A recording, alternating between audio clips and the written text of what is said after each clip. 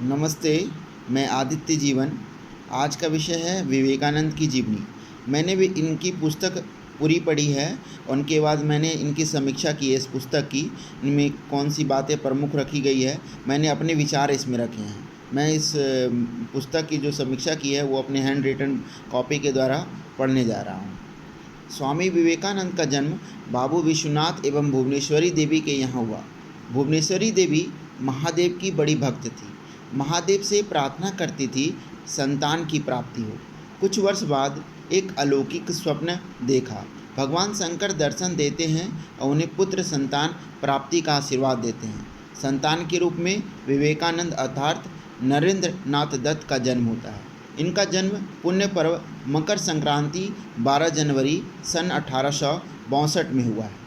बाल्यावस्था में एक दिन नरेंद्र अपने कमरे में ध्यान कर रहे थे। ध्यान में इतने विलीन या मग्न हो गए कि अपने पीछे काला नाग फन फैलाए खड़ा रहा और आवाज़ जोरों से दे रहा था। फिर भी नरेंद्र का ध्यान ना टूटा। इस सारे दृश्य को नरेंद्र की माँ भुवनेश्वरी देवी देखकर भयभीत हो गई। उसी दिन पंडित को बुलाकर सारी बात बताई तो महात्मा पंडित ने कहा कि यह नरेंद्र बड़ा सम्राट या महान योगी बनेगा। जब युवावस्था में हुए तो उन्होंने पेटों की समस्या से घिर गए। चिकित्सक ने सलाह दी कि इन्हें वायु परिवर्तन के लिए कलकत्ता से बाहर जाना चाहिए। उनकी माताजी ने नरेंद्र को लेकर रामपुर चली आई, जहां इनके पिताजी रहते थे। नरेंद्र ने अपनी दिनचर्या में व्यायामशाला और जंगलों में सैर पर निकल जाना शामिल कर लिया। कुछ महीने रहने के बाद नरेंद्र स्वस्थ होकर वापस कलकत्ता आ गए। 18 वर्ष की उम्र में प्रेसिडेंसी कॉलेज में दाखिला लिया एवं सभी प्रतियोगिता में भाग लिया और अव्वल रहे, चाहे वह संगीत की बात हो या पहलवानी की आदि से सबको मंत्र मुग्ध कर देते थे। एक दिन कक्षा में नरेंद्र अकेले डेकार्ट का अहमवाद पढ़ रहे थे। तभी कॉलेज के दर्शन शास्त्र विभाग के अध्यक्ष विलियम हेस्टी चुपचाप उन्हें सुन रहे थे। जब नरेंद्र ने पढ़ना बंद किया तभी ध्यान अध्यक्ष महोदय पर गई एवं अध्यक्ष विलियम हेस्टी ने ह्यूम और बैन की नास्तिकता, स्पेंसर का अक्षयवाद, डार्विन के विकासवाद को लेकर सवाल किए तो दर्शन के युवा विद्यार्थी विवेकानंद ने जिस प्रांजल भाषा में युक्ति युक्त उत्तर दिया, जिसे सुनकर अध्यक्ष महोदय के अचरज में का ठिकाना न रहा। समय के साथ नरेंद्र की बेचैनी बढ़ती गई, क्योंकि वह जिस गुरु की खोज में थे अब तक उन्हें दिखाई मिले नहीं। उनके मन में लाखों सवाल आते जिनसे उनका मन अशांत हो उठता। संयोग से पड़ोसी सुरेंद्रनाथ मिश्र के घर परमहंस जी रामकृष्ण जी आए, जिसमें गायक की ज़रूरत थी, तो नरेंद्र की याद आई। उसी दिन उनकी मुलाकात रामकृष्ण से हुई। नरेंद्र के गायक वादन से परमहंस के आंखों से आंसुओं की धारा बहने लगी और संगोष्ठी समाप्त होने के बाद रामकृष्ण जी ने नरेंद्र को दक्षिणेश्वर काली मंदिर मिलने को बुलाया। इसी क्रम में नरेंद्र के माता पिता को इनकी विवाह की चिंता होने लगी, जैसे जैसे सभी माता पिता की होती है। जब उन्होंने एक करीबी रिश्तेदार से पता चला कि उन्होंने साफ मना कर दिया। बहुत दिन गुजर जाने के बाद नरेंद्र को परमहंस श्री रामकृष्ण की याद आई तो कुछ दोस्तों के साथ दक्षिणेश्वर काली मंदिर की ओर चल दिए। परमहंस जी नरेंद्र को देखते हुए बोले, इतने दिनों के बाद क्यों आए? माँ काली कब से तुम्हें पुकार रही है। इन सब बातों को सुनकर नरेंद्र ने सोचा, यह संत पागल तो नहीं, क्या यह मूर्तियाँ भी बोलती है? यह क्रम चलता रहा, लेकिन जो शांति नरेंद्र को चाहिए थी वह मिल नहीं रही थी। परमहंस सदैव नरेंद्र को कहते, तुम पुरुषार्थ महायोगी के लिए बने हो। यह सब बातें नरेंद्र को यह घर कर गई। यह पुजारी संत या सम्मोहन की विद्या जानता है जो उसे अपने अधिकार में करना चाहता है। नरेंद्र के जीवन में ऐसा पड़ाव आया कि पूरा परिवार बिखर कर रह गया। खबर मिली कि उनके पिता का हृदय गति रुक जाने से देहावसान हो गया। परिवार का सारा बोझ नरेंद्र के ऊपर आ गया। जो कल तक कुछ बोलने की हिम्मत नहीं जुटा पाते थे, आज उनके घर पर कब्जा करने चले आए।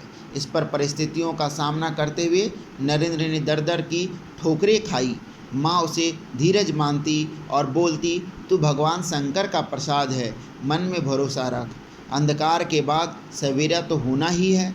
कुछ दिन उपरांत ईश्वरचंद्र विद्यासागर ने उनकी मदद की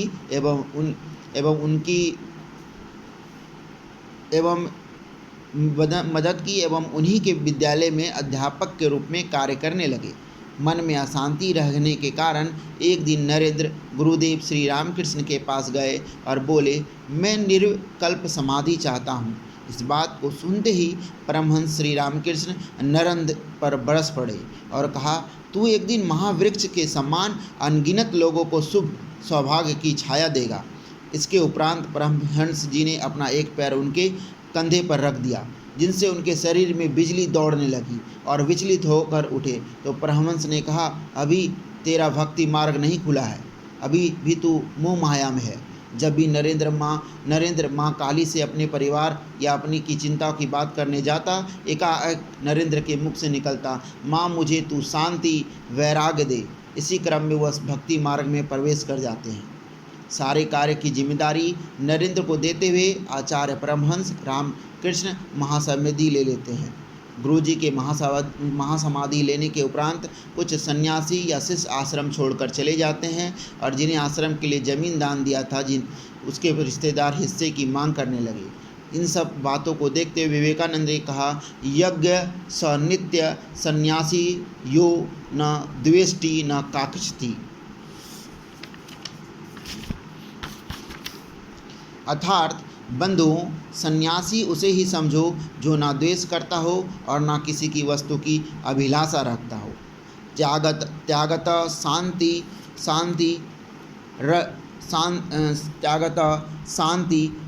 रंतरम। जिसने सभी इच्छाओं को त्याग दिया वह सुखी है। विवेकानंद ने मनुष्य जाति को पुकार करते हुए कहते हैं, उत्तिष्ठ जागृता, उठो जाग जाओ, कार्य व शांधिम शरीरम नष्टम। या कार्य की सिद्धि होगी या शरीर ही चला जाएगा। विवेकानंद पूरे देश में भ्रमण करने के लिए निकल पड़े। उन्होंने जो कष्ट दुखदायी परिस्थिति देखकर उनका मन रोद उठा। कलकत्ता से चलकर वृंदावन गए, वहाँ से चलकर जयपुर पहुँचे। उनकी यात्रा के दौरान ऐसा प्रसंग हुआ कि वहाँ मौजूद मुसलमान व्यक्ति उनका भक्त बन गया। इस दौरान छुआछूत, ऊंच नीच, हिंदू मुस्लिम के मिथ्यों को दूर करते चले और सबको अपना मान कर चले। सितंबर 1892 की एक रात में स्वामी जी बम्बई से पूना जा रहे थे। उसी ट्रेन में 3 युवक बैठे थे, जिनमें स्वामी जी भी थे। उनको देखकर ही धर्म की बात करने लगे। क्या सन्यासी धर्म को सही मार्ग पर ले जा सकता है? इसके लिए उचित या अनुचित है? उनकी बातों को स्वामी जी सुन रहे थे और कहा, सन्यासी और गृहस्थ दोनों की राहें अलग अलग है। यह तीनों व्यक्ति में से 2 युवक रानाडे एवं बाल गंगाधर तिलक थे। भारत भ्रमण के बाद धर्म सम्मेलन शिकागो के लिए कुछ शिष्य युवकों ने रुपये को इकट्ठा करके जाने को कहा कि आप इस देश का प्रतिनिधित्व कर सकते हैं। स्वामी जी ने उन रुपयों को लौटाते हुए जाने का वादा किया। 31 मई 1893 को जहाज ने सीटी बजाई, जैसे प्रकृति की ओर से स्वामी जी की संघर्ष की रणभेरी थी। बम्बई से जहाज कोलंबो फिर जापान के रास्ते शिकागो पहुंची। जब विवेकानंद शिकागो पहुंचे तो उनके पहनावे को देखकर शिकागो के नर नारी बड़े कौतूहल से उनकी ओर देखते थे। स्वामी जी को देखकर एक पत्रकार ने प्रश्न किया, आप कहाँ के रहने वाले हैं? क्या संसार के असभ्य देश इंडिया से हैं? यह प्रश्न सुनते हुए स्वामी जी तिलमिला उठे और कुछ पल में मुस्कुराकर जवाब दिया, यह बताता हूँ कि मैं गौरव का अनुभव कर रहा हूँ। यह बताते हुए मैं गौरव का अनुभव कर रहा हूँ कि मैं एक ऐसे देश का निवासी हूँ जो सद्गुरु रहा और आज भी है।